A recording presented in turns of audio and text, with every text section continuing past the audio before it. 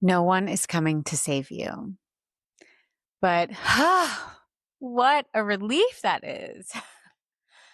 I know it may sound harsh and maybe a little scary. But let me tell you, this is so freeing. It is so freeing to know that you are 100% the source of your reality, that you have the power to change your life. But I know when you're in the middle of something, I know this doesn't feel like good news. It feels heavy and lonely and maybe even a little unfair. I feel that. I've felt it myself. But what I've learned is that sometimes there's something we know we need to do, a hard thing, a true thing, some kind of change that needs to happen. And this thing, well, it's like a door that you can see clearly, that you can find yourself walking towards, but a door that you may not have the courage to walk through just yet, even if you know it is what you need to do. So you find yourself just standing in front of it, maybe waiting for someone else to open it for you or give you a good old push through, or maybe even just hold your hand through to make it a little less scary than just walking through by yourself.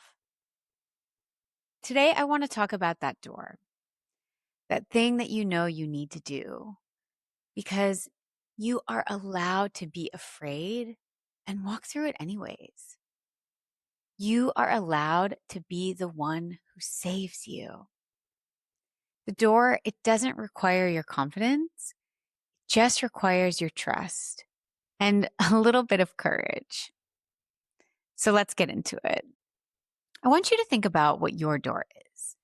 Maybe it's the job you already know you need to leave. Maybe it's the city that doesn't fit you anymore. Maybe it's the relationship that you've outgrown.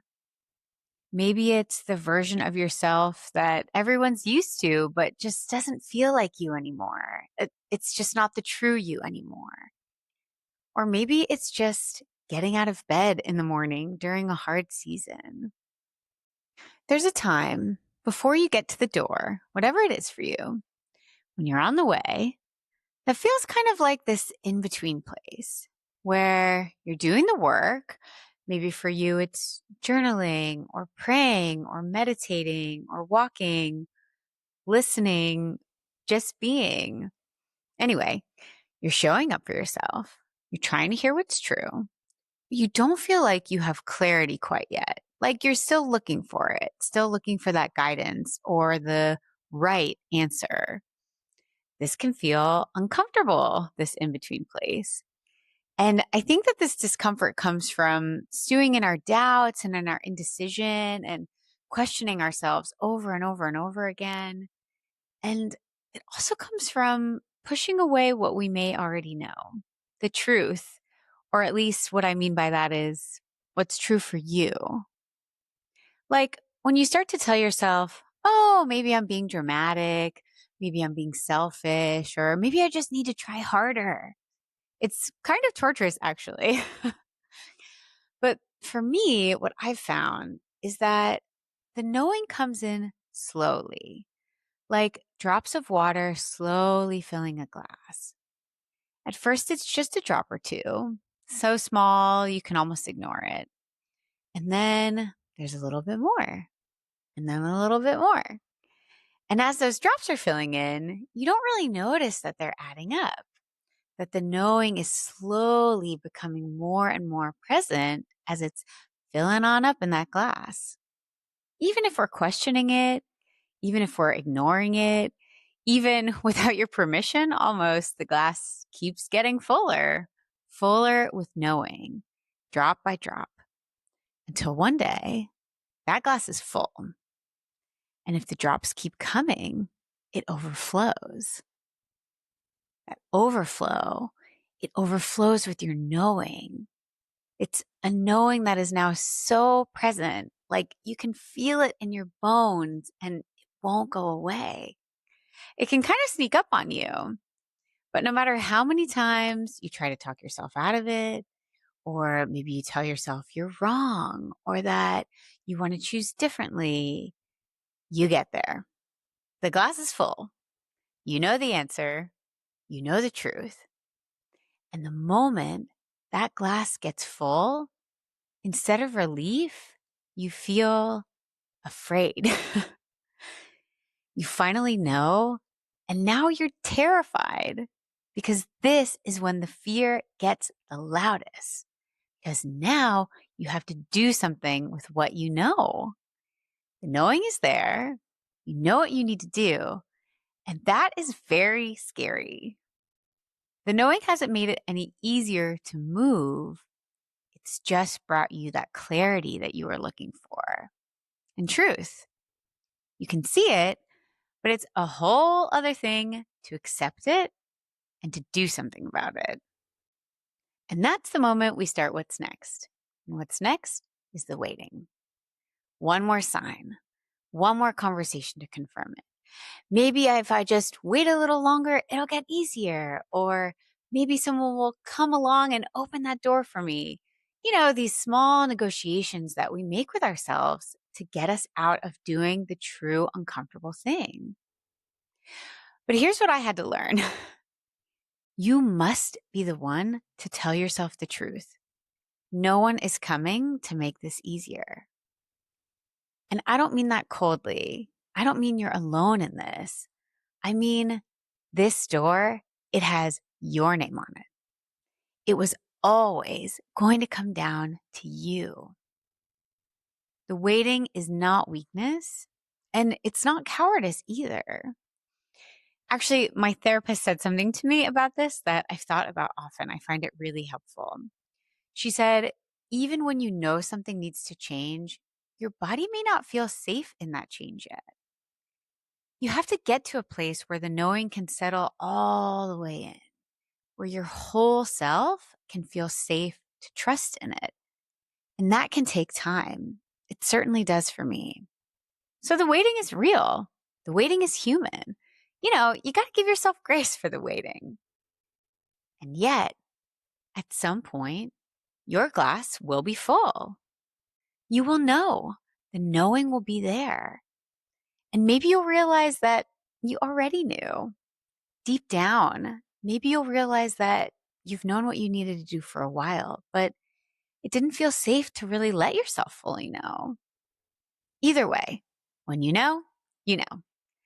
And at that point, the fact is that no one is coming to save you stops being the bad news and it becomes the best news because it means that this is yours. Your life is in your hands. How amazing is that? You're not the victim. You get to choose. And you get to choose from a place of power and worth and from a place of finally trusting in yourself. I realize this all might feel a little bit nebulous, so let me tell you how it's worked for me. I've been standing in front of a big door for the last year or so. My door was a hard thing, a true thing, something that I knew needed to change. And guiding me towards that door was the knowing. But I wasn't ready to look at it yet and to listen to it, to let myself accept it. For most of that time, the knowing lived under a lot of fear and also anger and resentment and even hate, although I'm a bit embarrassed to say that one out loud. I couldn't see the knowing clearly through all of that. So I sat with it. I worked with it. I let it belong, as you know, I like to say. And then along the way, as time passed, something slowly changed. The anger slowly faded. And with it, love was able to fill back in those places that it used to be.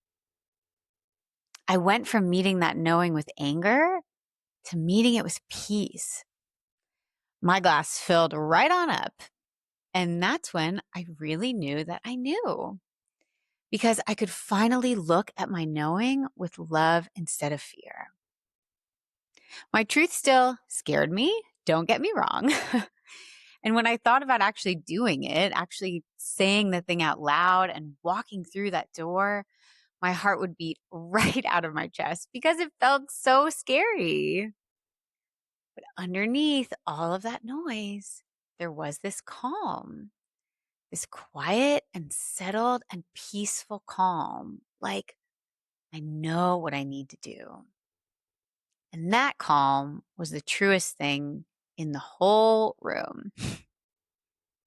So one day, it was the day I was getting ready to say it out loud and walk through that door that had my name on it. I was shaking.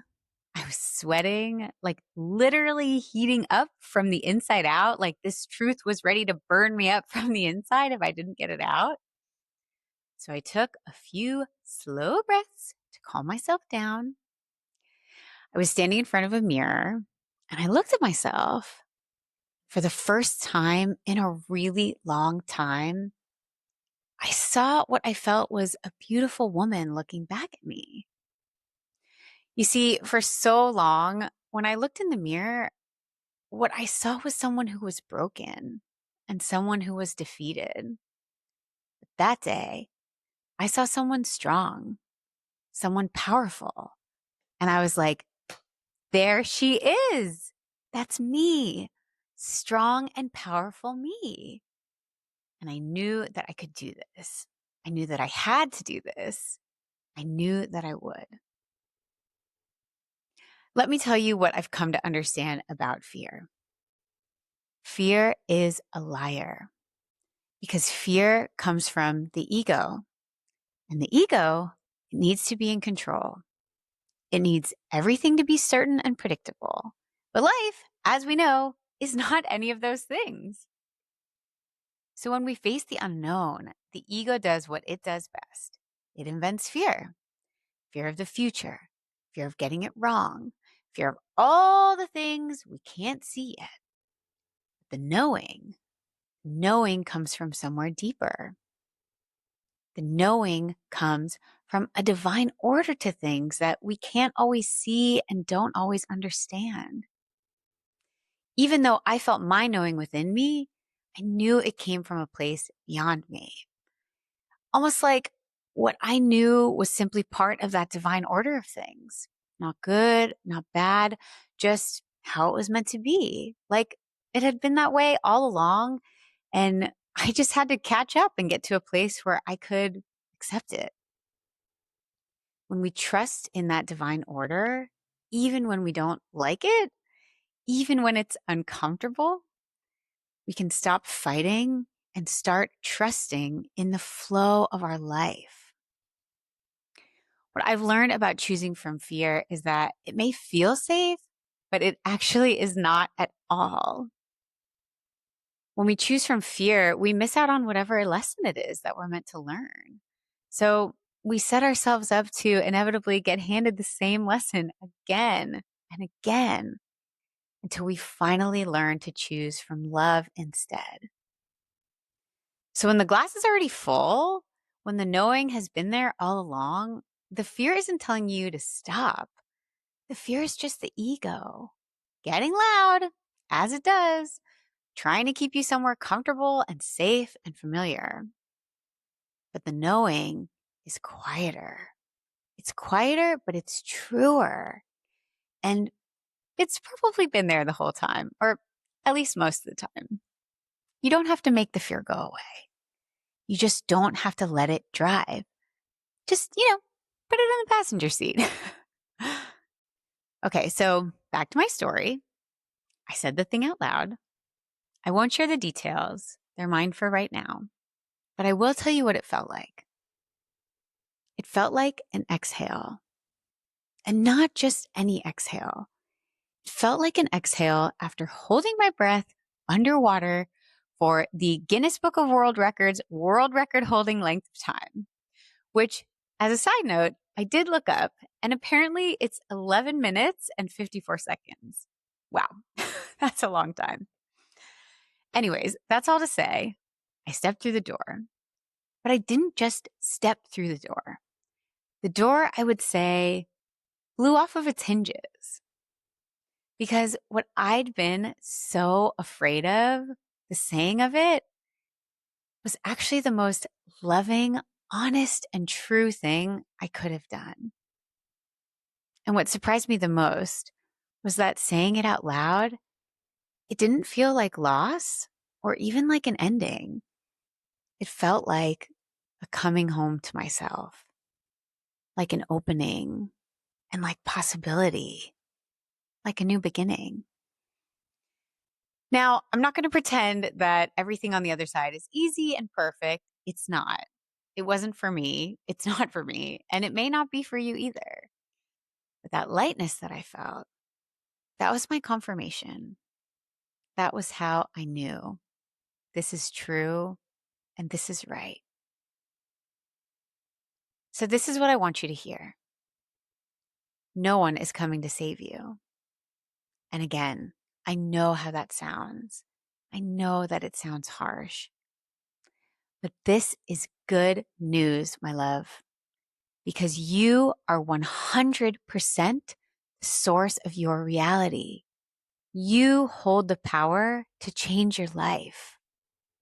And when you can feel this, really feel this for yourself, things will change for you. Whatever the door is for you, the decision, the choice, the move, the conversation, whatever it is in your life, doesn't have to be something that's happening to you, like something you're being dragged through. It can be something you're choosing from a place of power and from a place of worth and from a place of trusting yourself. No one coming to save you means that you get to be the one who does. And that's not bad news. That is the best news you've ever heard. So this that we just talked about, this is the work. Learning to hear the knowing, learning to trust it, learning to walk towards the door, even when every part of you wants to pretend you don't see it, or you want to wait for someone else to come open it. And if something in this video stirred something in you, inspired you, resonated with you, and you feel ready to do this work, come find me on Instagram so we can talk about it. I'd love to chat with you about how I can support you in what you're going through and in helping you walk through that door. So before you go, I want to leave you with this. You are allowed to be afraid. You are allowed to not feel ready. You are allowed to stand at that door as long as you need to. And when you're ready, you'll know. The truth is, you probably already know. The door doesn't require your confidence. It just requires your trust and a little bit of courage. Don't waste your life waiting. Walk through that door. You are allowed to be the one who saves you. You've got this. So let me ask you a question. Is there a door in your life you already know you need to walk through? Tell me in the comments below. I'm walking this path right alongside you. Until next time, be good to yourself.